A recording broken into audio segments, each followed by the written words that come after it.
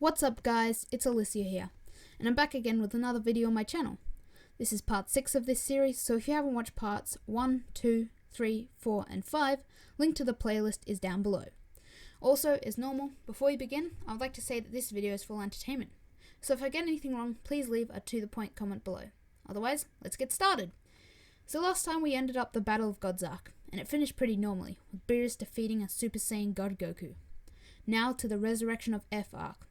Frieza is resurrected as normal, and decides to go into training for 4 months. Meanwhile, on Beerus' planet, Vegeta, Raditz and Goku go into training under Whis, all of them getting Super Saiyan Blue in the process. Now when it comes to power, they're about 4 times as strong as Vegeta and Goku in the original Resurrection of F arc, as they're already around 4 times as strong as the original timeline Goku and Vegeta back in the Buu arc. So when Frieza arrives, the humans defend it as normal, although something goes wrong. Goku doesn't have instant transmission, and so they leave with Whis and arrive to the grim sight of the death of all the humans and Gohan. Frieza laughs at them as they arrive. Originally, the Saiyans agreed that Vegeta could fight first. However, Goku is enraged at the sight of his dead son and close friends, and rushes in straight away. Frieza's laugh soon stops as fear spreads across his face. He is killed without a chance to power up by an enraged Goku, thus ending the arc. Sometime later, everyone who died are wished back to life using the Dragon Balls. Krillin, however, remains dead, as he was already wished back to life once, and they don't even know about Namek's existence. Goku feels guilty for what happened. However, with Kami watching the situation, he knows something they don't, and informs them about his spaceship, and there is a chance to get Krillin back. Wishing to right his wrong, Goku takes the offer, and after some preparation, Goku heads off to Namek along with Bulma, Vegeta and Raditz.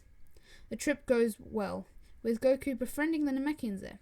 Sensing that Goku is pure of heart and has good intentions, the Namekians allow Goku to wish his dead friend back to life. After that, Goku goes back to training with Whis along with Vegeta and Raditz. Skip forward some time, and the 3 Saiyans are training with Whis. Champa arrives with Vados, and after a fight over food between Beerus and Champa, the 2 twins agree to the tournament. Now for the Universe 7 team. I think the first 3 are obvious: Raditz, Vegeta and Goku. Monarca is also added to the mix by Beerus. So who is our last participant? It's not Piccolo, it's actually Goten. This may surprise you, but here's why. Piccolo has never fused with either Kami or Nail, making him much, much weaker than the Piccolo from the main timeline. And because he never forms a close bond with Gohan, he isn't in much contact and with anyone, and spends most of his time living on Kami's lookout. It isn't Gohan either, as like the original, he needs to work, and he's also a lot weaker than his original timeline counterpart. Also, a quick note for Gohan, he's now married with an unknown person. I don't really know who he would meet or date, so if you have any suggestions that fits in with the story for who he would meet and starts a relationship with, give an answer in the question sheet linked below. Now in this timeline, when Goku has come back home, occasionally from training and work, he's been training Goten in Goten's free time from study and school. In the 4 years since the end of Z and start of Super. This is because they started training together way back just before the Buu arc, and have been continuing that training since then when Goku is free. This means Goten is a lot stronger than the original, having Super Saiyan 2 and a way more powerful base form to roll over to his transformations. Chi-Chi, with some convincing, I think would let him go because in Super we see him going for a day trip with everyone else to watch the tournament, so he isn't missing out on any study. As well, it's a pretty controlled environment, and it's extremely unlikely he'll get very badly hurt or die. Now, the 3 Saiyans go into training in the hyperbolic time chamber. However, each training one-on-one with each other in turns, so each of them get about 2 years in their training each. Now, Goku and Raditz go on first, and because Goku doesn't have the Kaioken, Goku focuses on something different. Something from Dragon Ball Super manga, actually. Mastered Super Saiyan Blue. Now, when Goku gets the hang of it, he shows it to Vegeta and Raditz, and by the end of their training, they all have a good grip on it. Now, in my opinion, and comment down below if you think I'm wrong, Mastered Super Saiyan Blue is the manga's version, in my opinion, of Super Saiyan Blue Kaioken times 10. So that is what will be replacing the form. So when the tournament starts, the 3 Saiyans are around 4 times as strong as Goku was when he went up against Hit. First up is Goku vs Botamo. It goes as normal, with Goku throwing Botamo out of the ring. Next up is Goku vs Frost. This fight goes normal, pretty normal, with Super Saiyan Goku forcing Frost to go into his final form. However, there's one major difference at the end. Frost loses this, as Goku is way too fast and powerful for him to even react to. And the next fight is Goku vs Auto Magetta.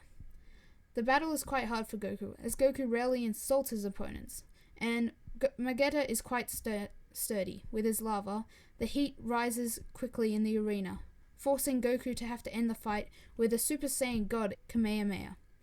Goku wins by knockout. Now to Cabba vs Goku. Goku starts mentoring Cabba throughout the fight, although in a less rough way than Vegeta.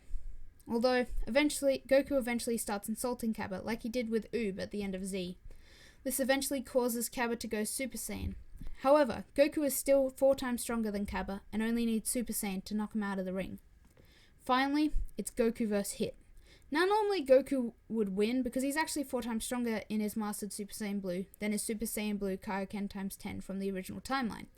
However, he has no clue about Hit's abilities, and he's already fought 4 battles, making him quite fatigued. Goku rushes Hit, but before anyone sees anything, Goku is stopped and knocked out of the ring by a single attack. So next up is Goten! Yes, Goten was the one after Goku. Of course though, Goten is beaten rather quickly. However, Hit does make sure it's rather gentle, making sure not to hurt the kid. Now, it's the real battle, Raditz vs Hit. This goes quite interesting, as Raditz goes full power straight away. Hit uses his time skip and punches Raditz in the gut. However, Raditz is unfazed, and proceeds to punch Hit back. This takes Hit completely by surprise, and because of that, he's quite badly hurt. Hit decides to wait for Raditz to make the first move this time, and try and react with a time skip. Raditz grins and rushes forward at full speed. He, as well, is 4 times stronger than the original timeline Super Saiyan Blue Kaioken times 10 Goku in his new Mastered Super Saiyan Blue. God, that's a mouthful.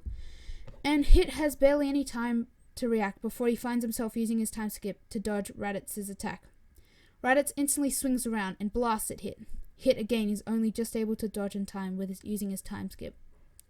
Raditz then raises his hands and yells. Using as much power as he can muster, Raditz blasts everything around him in the arena. Unable to dodge, Hit grits his teeth and crosses his arms in anticipation. The blast hits Hit full force, and Hit is sent flying backwards, stopping himself just before he hits the barrier around the arena. Raditz instantly takes advantage of Hit's daze and raises his hand, firing a massive blast at an unready Hit. Hit dodges it just in time using his time skip. However, Hit is now feeling heavily fatigued, and Raditz takes advantage of this and smashes Hit to the ground, ending the fight. Okay guys, that's where we'll end it for today. A quick note though before we end the video, something I forgot to mention in part 4 of this series. Vegeta actually goes to the future with Future Trunks to destroy the androids in Cell. And while Vegeta is there, he trains Trunks for a while and gives him some of Vegeta's rough version of quote-unquote father-son bonding. This is just there to clarify for the next video on the Goku Black Art. I'm sorry for not including it in the last video, I just forgot. Anyway, thanks for watching. If you liked this video, please like and subscribe. If you didn't like this video, please comment down below why, and I'll try to improve. Until next time. Bye guys!